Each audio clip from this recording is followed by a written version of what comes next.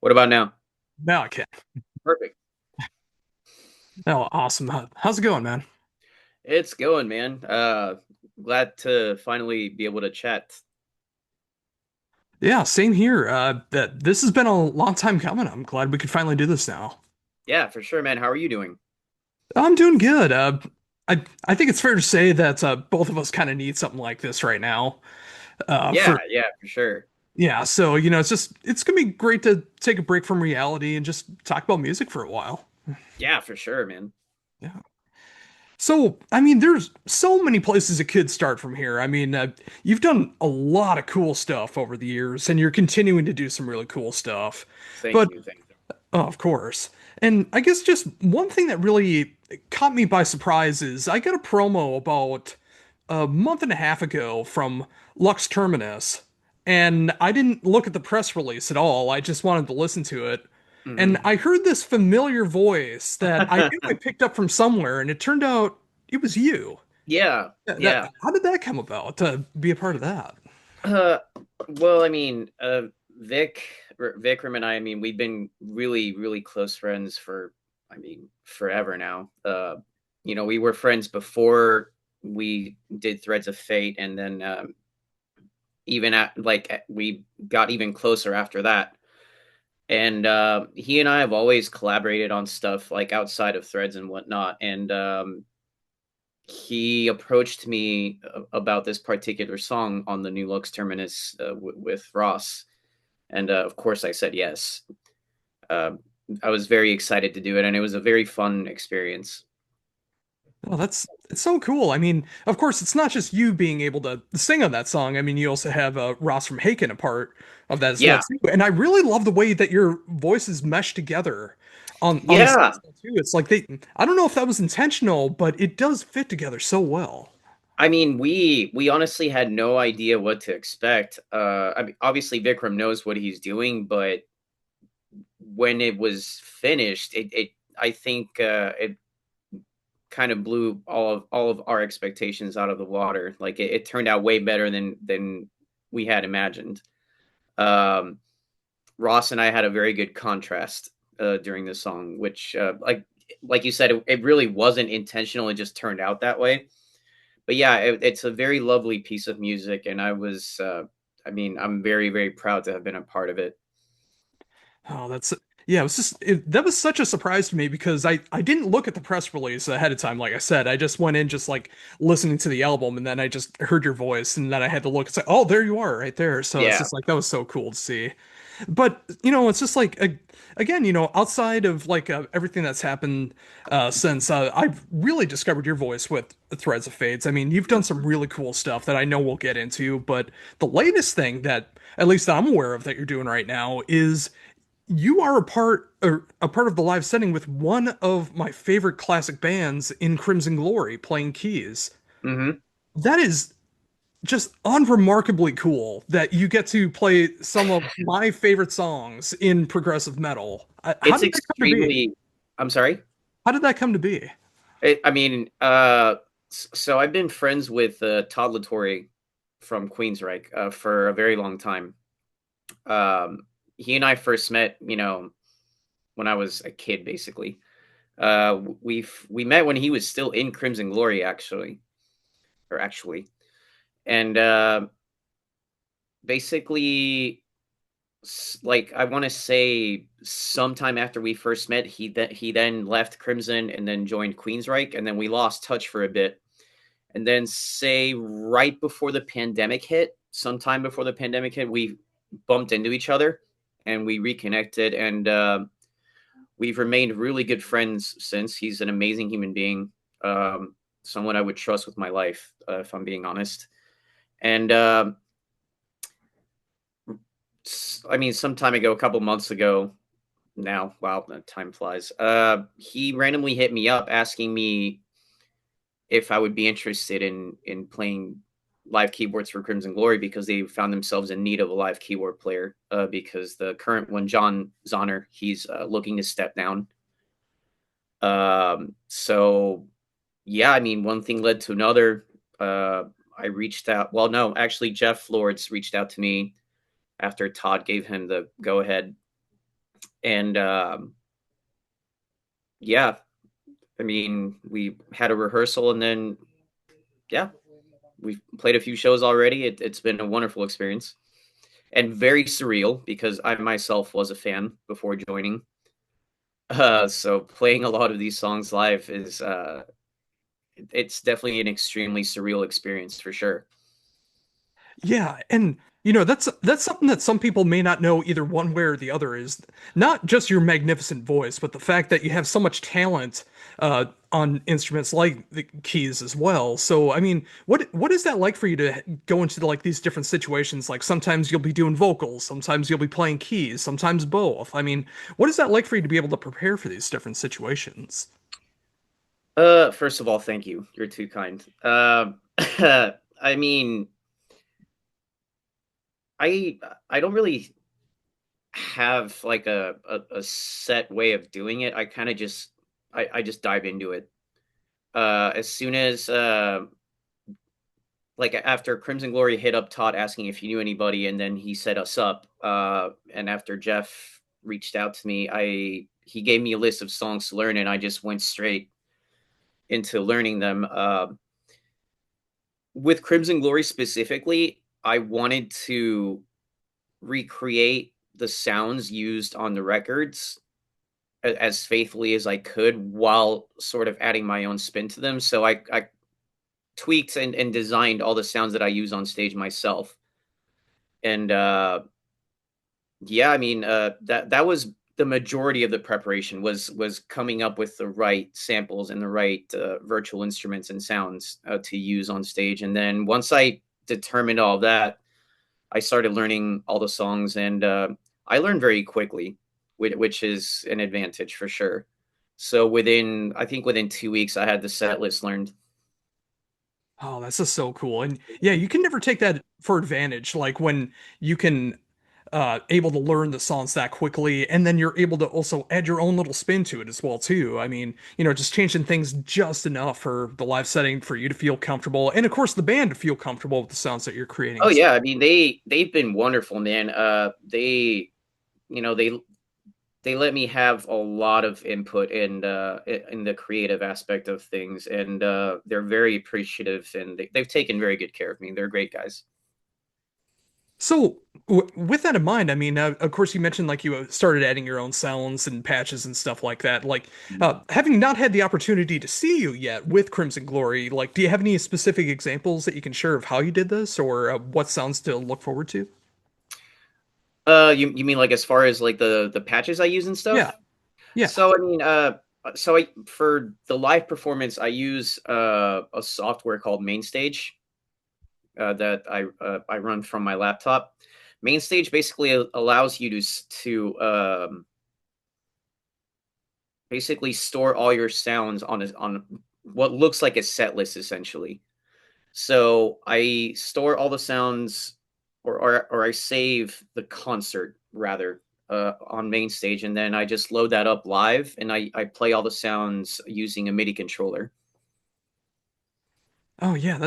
That's it's so great to see how technology has advanced like that, where you Oh are my able to god, put it's stuff like insane, that. man. Yeah, like I said, like after I customized all the sounds and edited them and had them to where I wanted them to be, I basically just stored them all in main stage under like it works like how could I put it? So when it's live, when it's on the laptop and whatnot, and you're playing on stage, you're able to basically list all the sounds underneath the song titles, which is what I do personally, and I toggle between all of them using one of the keys on the MIDI controller. So you're able to switch instantly while Oh, playing and stuff. oh, fantastic. I mean, that saves so much in between songs to be able to switch like that. Definitely.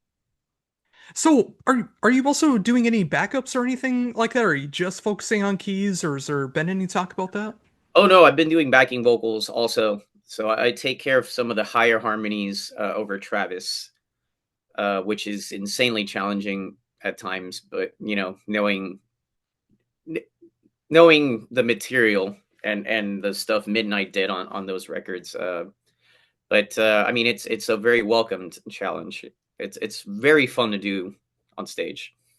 Yeah, I was gonna say when you have someone like Travis and the powerful voice that he has, and you're able to complement that with your voice, like if I get the opportunity to see you guys live, I can't wait to see how you two sound together in the live setting. I mean, only YouTube videos can do so much. I want to be able to experience that in the live I setting. was honestly surprised, man. We sound great together, and Travis himself is incredible, and he's a wonderful, wonderful human being, and just an amazing singer. The way he performs these songs, he does more than justice to them.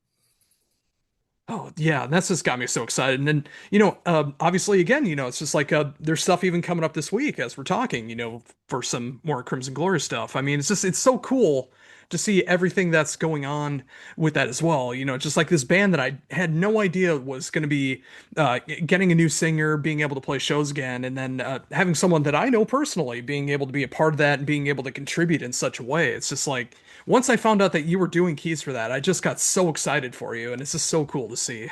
Thanks, man. It's been a crazy ride so far. We're doing Legions of Metal this weekend in Chicago, and then at the end of the month, we are doing France, Belgium, and Netherlands, like a small run of those. And then John Zonner is playing his final shows with them in June. He's doing Sweden Rock and then a festival in Germany, if I recall correctly. And then those will be his last gigs or his send off rather. And then I'm going to be the full time live keyboard player after that. Oh, that's again like you deserve a gig like that where you're able to, it's just like it's not you're not full time on the road, but when you get to do these shows, they're just so impactful when you get to do it that way. Oh You my you god, have the man! I mean, diehard fans and everything. the reception at each of these shows has been wild. Like I mean, the first shows I played with them were in Greece. We played Athens. We played Thessaloniki, and then Cyprus for the first time ever in the band's history. And it's just crazy to see the impact that those first two records they did has had on people like all over the world.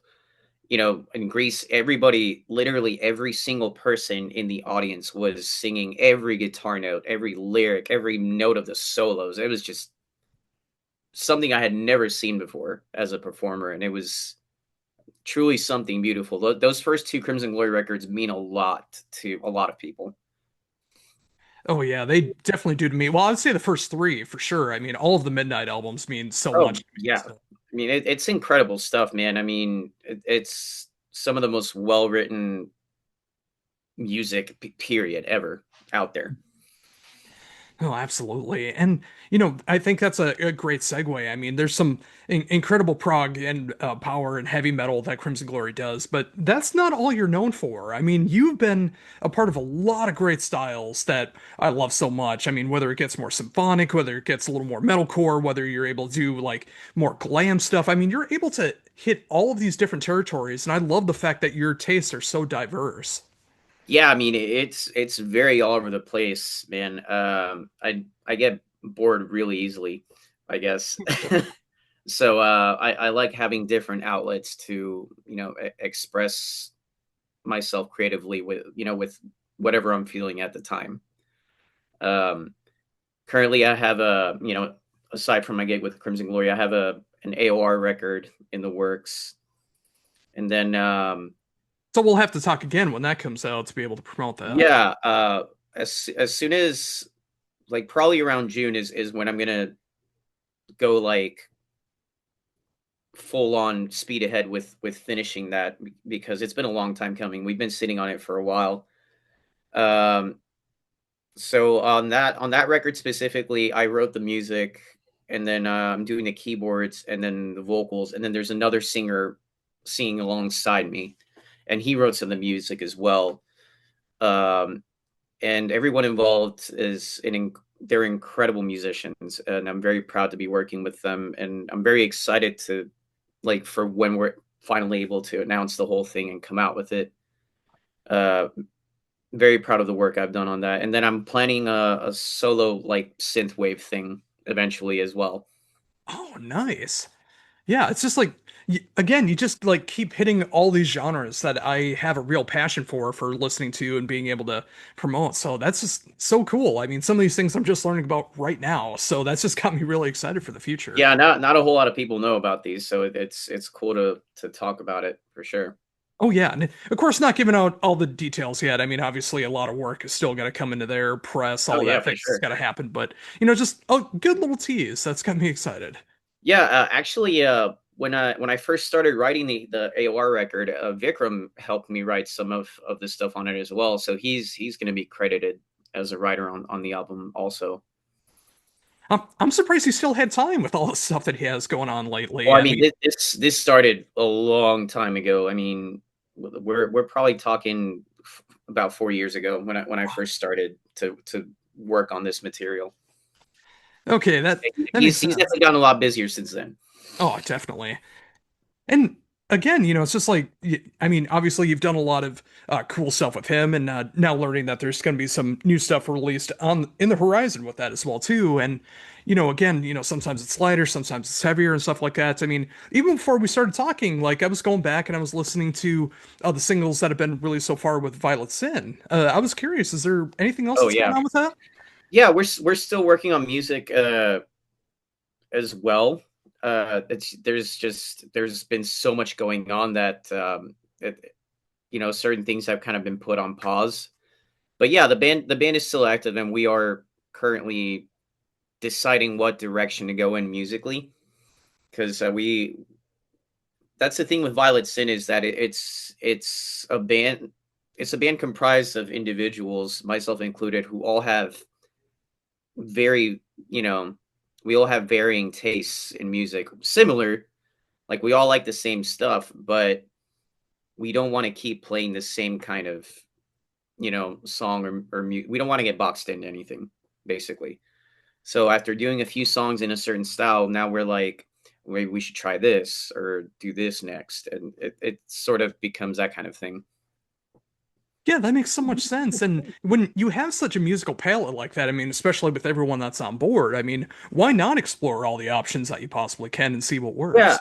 yeah. Violet was basically meant to be a nice little outlet for everyone involved. um you know the main songwriter, who is Veli, the keyboardist in Kalma. It's a nice outlet for him because he's able to do stuff that's outside of the metal genre and whatnot. Because I wouldn't call Violet Sin a metal band per se, and it's kind of the same for the other guys too, because everybody is involved in metal projects, so it's kind of a way for us to do something just for fun and something cool that we just have a good time with. Oh yeah, and it's just yeah, just being able to explore all those different options, and I'm very curious to see what's going to be coming next, and just hinting at the fact that the next EP is going to be some funeral dance pop. I mean, I'm very excited to see what direction that's going to be going into. Yeah, I mean, it could go any which way, man. We kind of just feel it out with the songs we write. But I mean, there's a lot of stuff already written that's just in the on the back burner. So we kind of just pick and choose what to work on. So, with that in mind, I mean, obviously, again, sometimes you're flying out to shows, sometimes you're recording or writing and stuff like that. Like, how does the time management work for you when you have like all this different stuff going on? I mean, do you just rely on the other people involved on when they have time, or do you just focus on when you have time? How does that work for you? Uh, it's kind of a little bit of both. You know, specifically with with Violet Sin and then the AOR project and all that. We all live in different parts of the world. We're all spread apart, very very. You know, everyone's in Europe and I'm here basically with both projects. So we all just record our parts on our own time when we have time, and then we just exchange files back and forth. So it's I would say it's a little both. It's whenever each of us finds the time to do it, because we're all very busy with other stuff. Oh, totally. And Also, along with that as well too. I mean, like we've already kind of hinted at it, but one thing that I just admire about you so much is not just what you're able to perform, what you're able to sing, but the passion that you have for music in general, and you're not afraid to enjoy the music that you enjoy, despite it being sometimes the exact opposite of what basically the gatekeepers are out there. And I think you know exactly what I'm talking about here Yeah.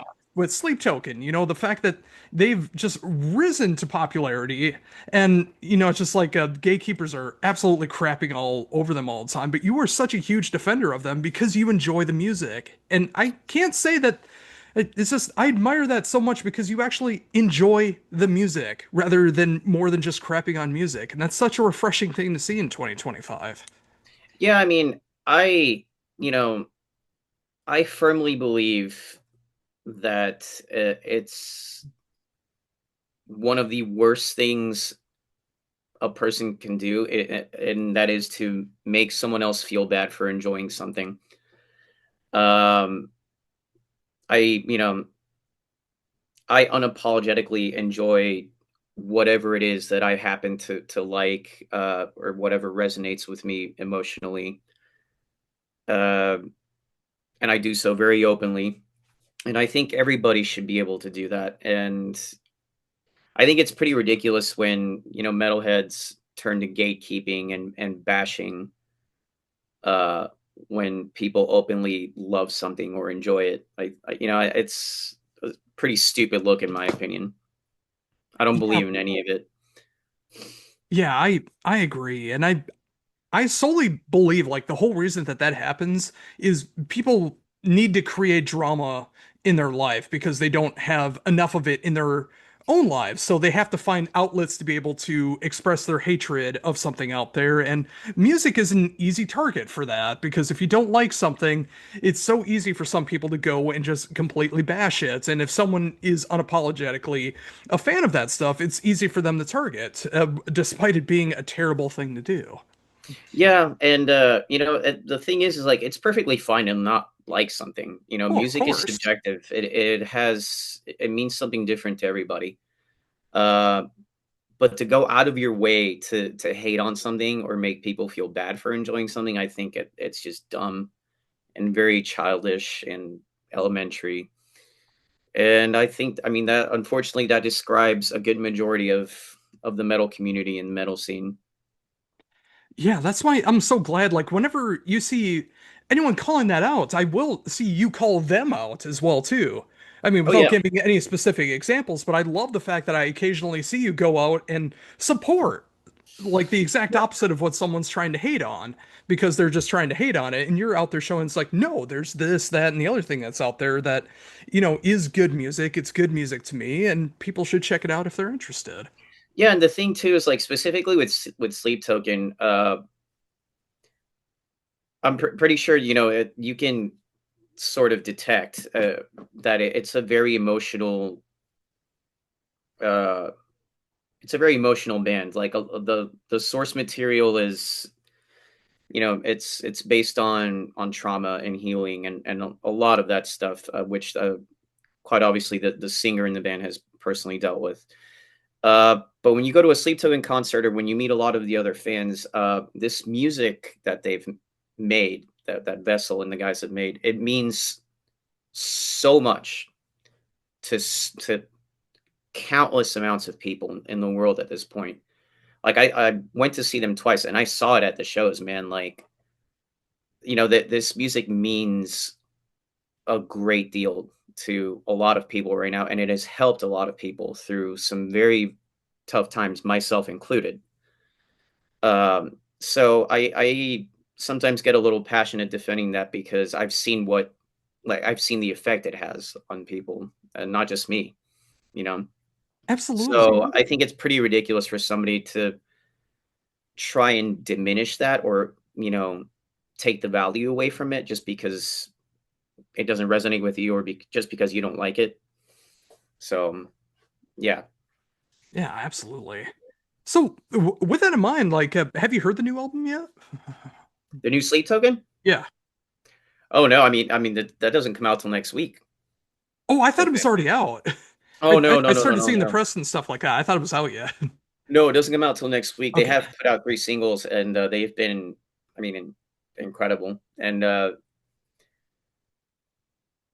very, I mean, just different, and I think that's another reason people, specifically metalheads, find them to be such a unpleasant band is because they can't box them in.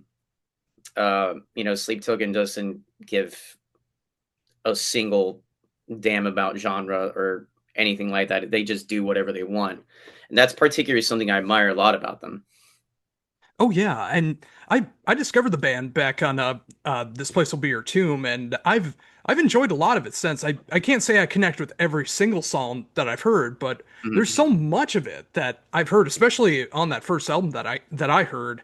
Like it's just like it does have a lot of emotion behind it. It is very expansive. It whether it gets into like some of like the heaviest moments, whether it gets in the most subdued emotional moments, everything in between, to me, it feels like there's a little something for everybody in there. And I understand why some Absolutely. people wouldn't like that on a musical level, but when you're able to enjoy it on a musical level like that, and you're able to resonate with it emotionally, lyrically, there's no reason not to connect with it. Absolutely. Yeah, definitely. And also, I just got to say too, when you hit me up yesterday and you just discovered Mole for the first time, that just made me so happy that someone else knows So about them. I had heard them a while back, but I just never got around to listening to, a full record. And then I finally did yesterday, and I was blown away. And then I forgot how much I love that genre or style of music. As we talked about Death Heaven and whatnot. Mhm. And yeah, I mean, incredible band, incredible musicians, and just, I mean, the songwriting is ridiculously good.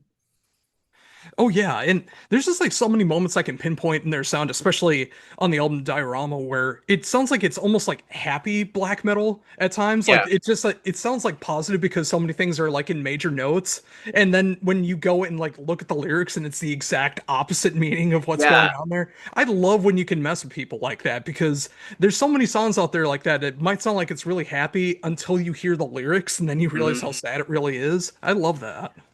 Well, I think that's like the trademark of that style of music, of the black gaze or whatever you want to call it. I hate genres or I labels. only ever use a genre as like a descriptor, and I think that's Right. all there Yeah. should be used as. Same here. But if you notice that that is kind of like one of the most widely used uh, forms of writing in that music. There's a lot of contrast between dark and light moments. Uh, I mean, a perfect example of that would be Sunbather Oh from yeah. Death Heaven. Like that was full of a lot of like quote unquote happy sounding moments contrasted with really sad ones and then super dark lyrics. And I've always been a huge fan of that in any genre, like that sort of contrast between major and minor. It's one of my favorite things to hear in music. And it's something Sleep Token does a lot too, which is why I love them, or another reason why I love them so much. Oh yeah. And at least for like my taste, my age range and stuff, it's like I discovered that all the way back with Third Eye Blind with Semi Charmed Life. Like it just sounds so happy, like Yeah, do. same And thing. then you listen to the lyrics, it's about a heroin user. It's Yep. like it's not as happy as you think it is. Yeah. No, I love that kind of stuff. I think it's one of the most beautiful things to do in a song is to contrast dark and light together seamlessly.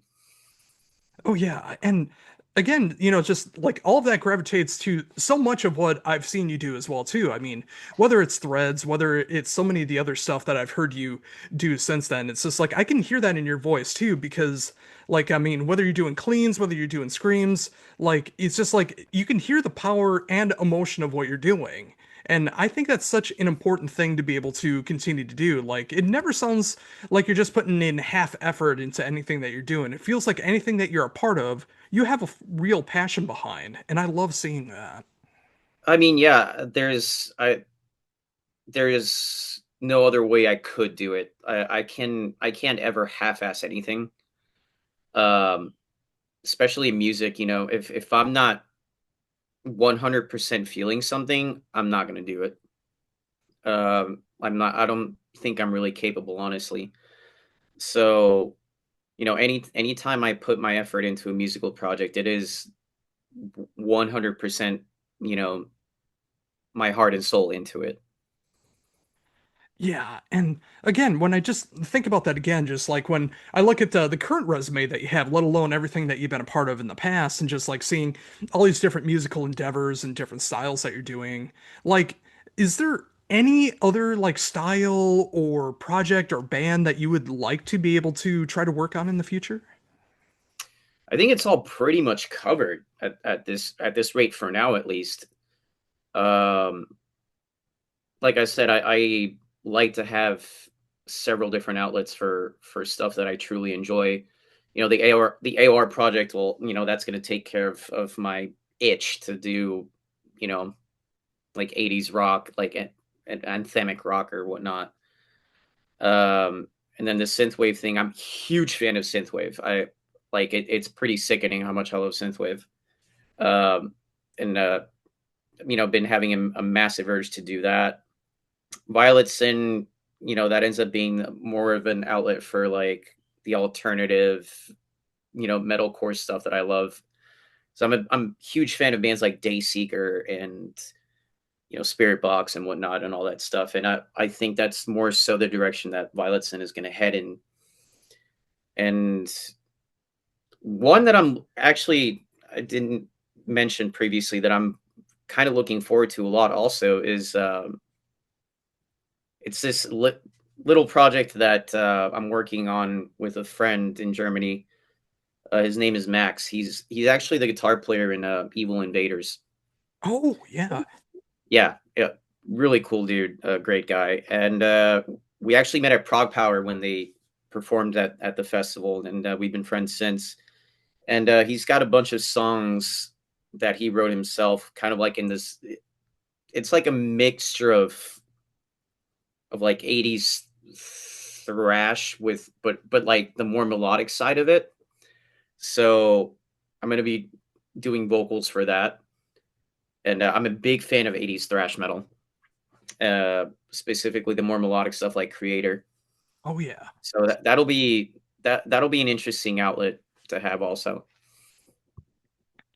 Hearing you say that, like that's got me excited again. Just like hearing you tackle that style as well too, because that is my favorite style of thrash. I mean, I love the aggressive stuff too, but when you actually have like great melodies and harmonies behind the speed, the tenacity, everything that's going on Mhm. behind it, to me that's always more memorable. And I remember those riffs so much more than it just being heavy and chuggy all the time. Like there's got to be something there to a great hook behind it to get it. And knowing that you're going to be going into that style, that has me so excited. Yeah, I mean, it's going to be pretty slowly, but surely it'll eventually get done because he and I are both so busy. But the stuff he wrote is it's awesome, and I'm very excited to tackle it. Oh, and again, I'm just thinking about this, like with everything that you got going on, and where do you find the time to sleep when you're putting all this stuff together? It's hard, man. I mean, I basically try to set it all as different tasks to focus on each day, or on a given week. Like when I first joined Crimson Glory, I basically put everything on hold just to focus on that for a while so I could learn the set list and have all the songs down. And now that that's taken care of, I can start to fit in the other stuff here and there a lot more. Um, Especially now that we don't have to rehearse as much, because that was something I was really sort of hell bent on when I first got the gig. I wanted to rehearse with them like every week, to make sure that I had everything down pat. So yeah, I mean it's just fitting stuff whenever I can, when I can. Yeah, and I mean that makes all the sense in the world. I mean, obviously, with like a personal life, work, Mhm. music, everything else that's going on there, it's so great to see that it's just like through all the trials and tribulations in life. Obviously, a lot of people deal with a lot of struggles in different ways, mentally, physically, a whole lot of other stuff, and obviously, we know each other's stuff that we've gone through in recent times in the past and stuff like that. I can't tell you enough how much I just admire everything that you do and the fact that you have all of this talent that you are actually putting to great use and you're not just letting it fall to the wayside. You're making the music that you want to make. You're playing with the people that you want to be able to play with. You're tackling all of these different styles of music that mean something to you. And I just find that so inspirational to me, especially again, just like with knowing you, everything that you've been able to accomplish, and everything that you will be accomplishing in the future with all these great stuff that will be announced eventually when the time comes. It's just, man, I can't say it enough. I love what you do. I admire what you do so much, and just thank you, just as a fan of your work, as a friend, everything. Just like thank you for everything that you do musically, what you do personally, and just everything that's coming up in the future, because it truly means a lot. Dude, thank you. Like, I can't put into words how much that means. Thank you very much. Sincerely. Oh, absolutely. And I mean every word of that too. And I wanted to make sure that I say that too before Zoom cuts off. It's gonna be cutting off at the 40-minute mark. But yeah, I think we covered a lot of ground here, and there's so much more to be able to cover as well too. And of course, we're gonna have to do this again when the time comes to be able to promote the other endeavors that you got coming up in the future. But Absolutely. yeah, with a little bit of time left, is there anything else that you wanted to talk about or cover or anything else before we're done? No, I think that pretty much covers it all. Wanted to say thank you for having me, man. It's an honor, and I'm glad we finally got to chat. Yeah, same here. I mean, I definitely want to make sure to try to cover as much ground as I can because it's like you got quite the resume, and I Yeah, would love to be able to go like deeper into every single part of it, but I just especially for this first time, I just wanted to be able to try to cover as much ground as I can, and I hope anyone that's checking this out is able to see like the passion that you have for the music that you perform, that you write, that you do all of this for, and yeah, hopefully they can feel that same inspiration that I have. And especially with like the toxicity that goes on in the heavy music world, like if there's more people like you out there that's like you're not afraid to make synthwave music, you're not afraid to make AOR, you're not afraid to make thrash, you're not afraid to go into more alternative metalcore and stuff like that. Maybe that'll inspire others to show that they can enjoy the music that they want, not feel like they need yeah. to be pigeonholed in any way. I mean, at the end of the day, I, I'm just a music lover. Like, music is the most beautiful thing in life to me, and I enjoy all walks of it. I enjoy something, from every genre. So I think the world would be a better place if people were allowed or able to do that more openly without being judged. Absolutely. And I think that's a beautiful note to end on as well. So I just want to thank you again for taking the time to do this. I know we've had to reschedule a couple times for various reasons. And, it's just like I've wanted to do this ever since Threads of Fate put out the original album. It's like I've wanted to talk to you for so long. And I'm so glad that we were finally able to do this, that I can call you a friend off of an interview as well, too. Like that we Yeah, can man. actually go back and forth with each other, share music, just talk with each other like that. It truly means a lot, and it seems like we truly do get each other as Oh well yeah, too, which is a really cool thing to see. And I just want to thank you again for taking the time to be able to do all this, all the great stuff to look forward to, everything that you got going on right now. Yeah, it was great to be able to do this, and this definitely won't be the last time. definitely, man. Thank you so much.